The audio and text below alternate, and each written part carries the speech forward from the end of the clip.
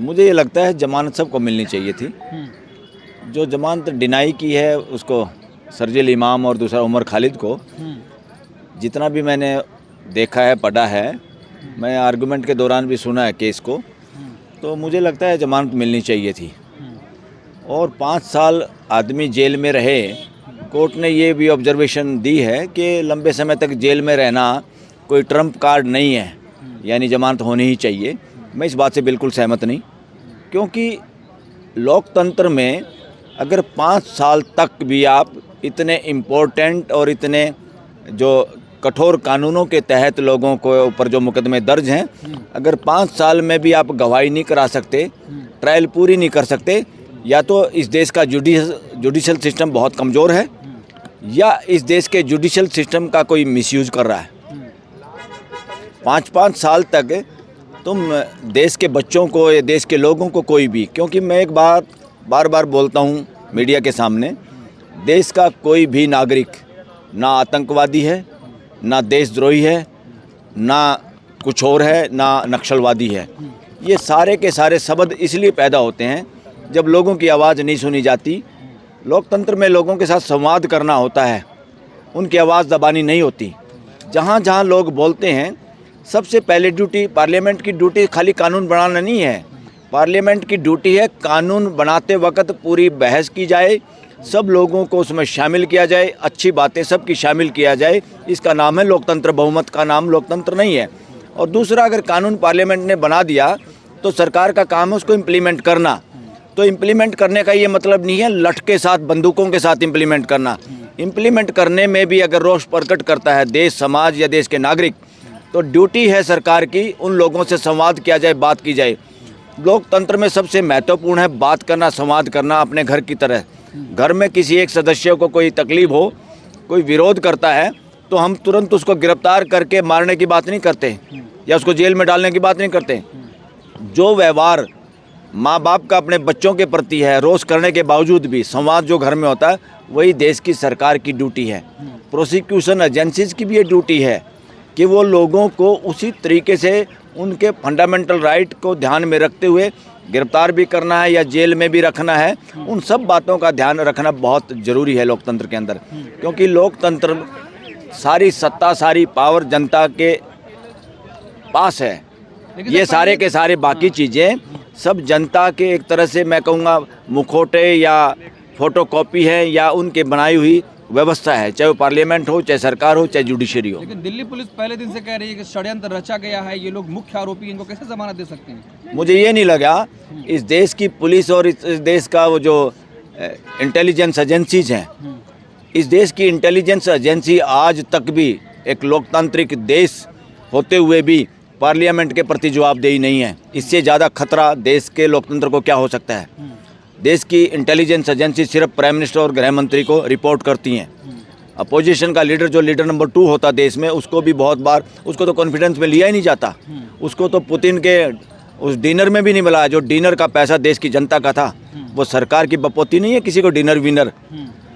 बाहर का कोई नेता आता है तो अपोजिशन का लीडर नंबर 2 उसमें शामिल होना ही चाहिए लोकतंत्र के अंदर। जो ये लोग अपने घर की दुकान बना के इस तरह का व्यवहार करिए, ठीक नहीं है। और ये 5 साल में भी जमानत ना मिलना इन 2 नौजवानों को, मैं इसको सरेआम गलत मानता हूँ, संविधान विरोधी फैसला मानता हूँ, और मैं इसको मानता हूँ लोकतांत्रिक जुडिशियल सिस्टम के लिए गलत बात है।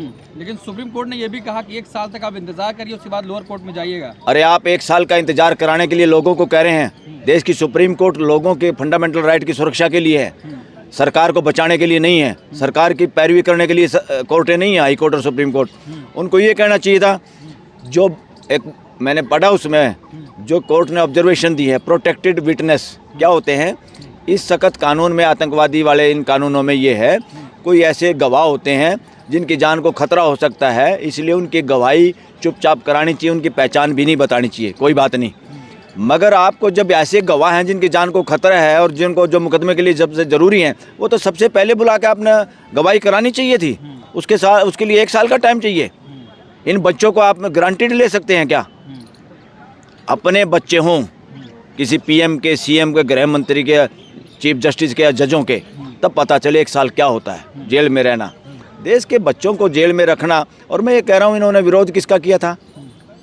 CAA, सिटीजन अमेंडमेंट एक्ट, जिस एक्ट में ये कहा कि पड़ोसी देश में कहीं भी मुसलमान को छोड़ के बाकी हिंदू हो, बौद्ध हो, सिख हो, इनको कोई प्रताड़ित करेगा तो इंडिया उनको नागरिकता दे देगा आसानी से। अरे भाई, प्रताड़ित तो कोई मुसलमान भी हो सकता है।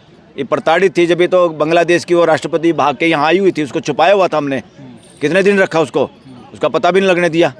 तो जब उसको रख सकते हो, किसी देश की प्राइम मिनिस्टर को, हटी हुई को, जिसने जनता ने हटा दिया जिसको, तो आम एक मुसलमान के नाते नागरिकता क्यों नहीं?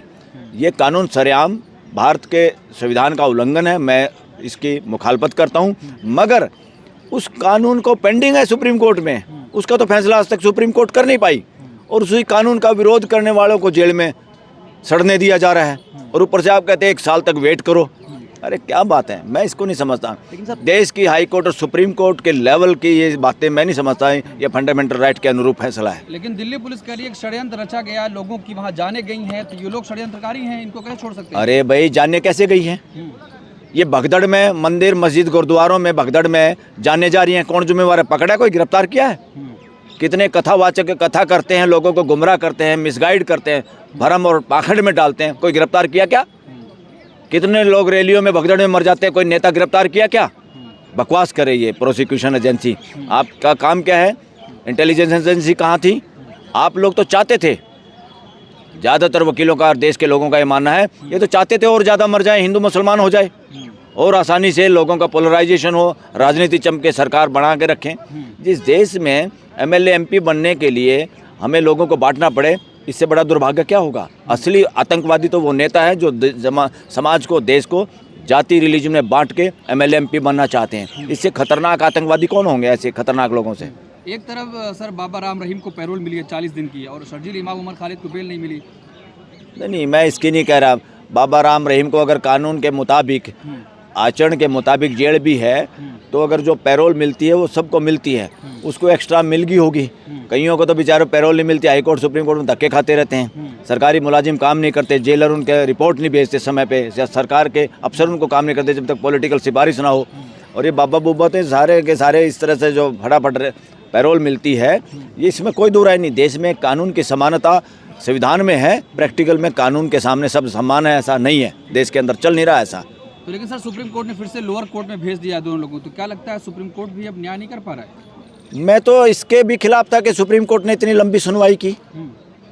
अगर तुम 10,000 की 50,000 की कोई चार्जशीट पन्ने बना लोगे, तो सुप्रीम कोर्ट क्या, सारी कोर्ट भी बिजी हो जाएगी, जब भी उनको पढ़ सकते। हाई कोर्ट और सुप्रीम कोर्ट के जजों को 10,000, 20,000, 1 लाख डॉक्यूमेंट में जाने की जरूरत नहीं।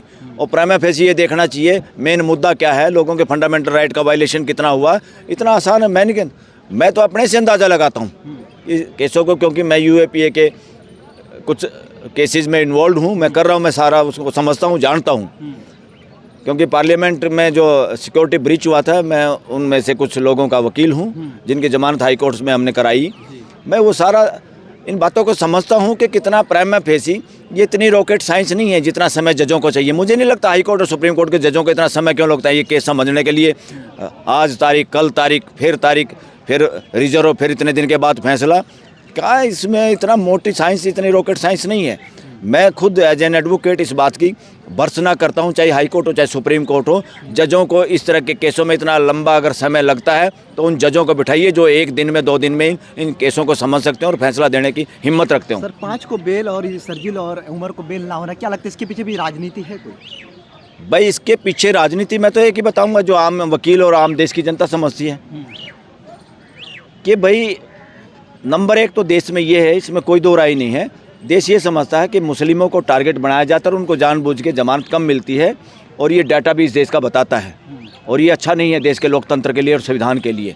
इसमें हिंदू मुसलमान और इस तरह की बातें अगर फील भी होती है देश की जनता को या वकीलों को, ये दुर्भाग्य है देश का। असली खतरा इस बात से देश को। ममदानी ने जब उमर खालिद को लेटर लिखा तो उसकी आलोचना भी हुई, और ये कहा भी गया कि उससे कुछ प्रभावित होने वाला नहीं है, क्योंकि अंदरूनी मामला है। BHP के लोग कह रहे हैं, BJP के लोग कह रहे हैं। अंदरूनी मामला क्या? ये मतलब हमारा इंटरनल मामला है, देश का मामला है। आप आज कोई इंटरनल मामला नहीं। आज किसी देश में जाति धर्म के नाम पे कोई सरकार में बैठा हुआ आदमी या कोई सत्ता में बने रहने के लिए लोगों का कत्लेआम कराता है तो ह्यूमन राइट का वायलेशन है, जीनोसाइड है। मैं तो कह रहा हूँ इंडिया को उसका मेंबर होना चाहिए इंटरनेशनल क्रिमिनल कोर्ट का। इंटरनेशनल क्रिमिनल कोर्ट में क्या है, अगर देश की कोर्ट भी न्याय ना कर पाएँ, जैसे नेपाल की सुप्रीम कोर्ट न्याय नहीं कर पाई थी, उसने सरकार का साथ दिया और लोगों के ये यूट्यूब या सोशल मीडिया को बंद कर दिया। देश के युवाओं ने रोष किया और वो सारे जज वज भी भाग गए। कहाँ गए?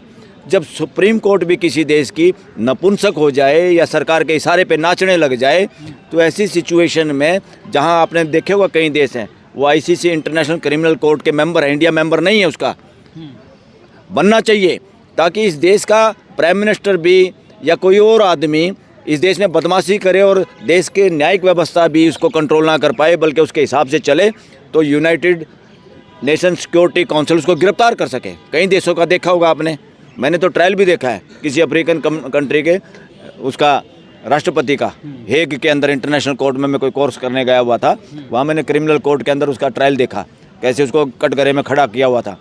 कितना जीनोसाइड आप नस्ल के नाम पे, जाति के नाम पे, रिलीजन के नाम पे, तो ये क्या है? तो यहाँ जीनोसाइड नहीं हुआ था? 1984 में जीनोसाइड हुआ, यहाँ पर सिखों का कत्लेआम हुआ, और 2002 के दंगे गुजरात में जीनोसाइड था ये। तो इस देश की कोर्टें समय पे न्याय नहीं कर पाई दोनों का। मैं ये कह रहा हूँ गलती एक करता है तो पूरा समाज कैसे उसमें इन्वॉल्व हो सकता है? आप पूरे समाज का भाईचारा, फ्रेटर्निटी कैसे कम कर सकते हैं? देश का संविधान एक बात करता है, पूरे संविधान को समझना है तो उसमें एक ही है, यहाँ कोई कानून बने, कोई न्याय हो या कोई प्रोडक्शन हो, व्यापारी हो, कोई भी ऐसा काम नहीं कर सकता जो देश की फ्रेटर्निटी, बंधुत्व को कम करे। अगर जो कम करने वाला काम करता है वो सारे देशद्रोही हैं, वो सारे अपराधी लोग हैं।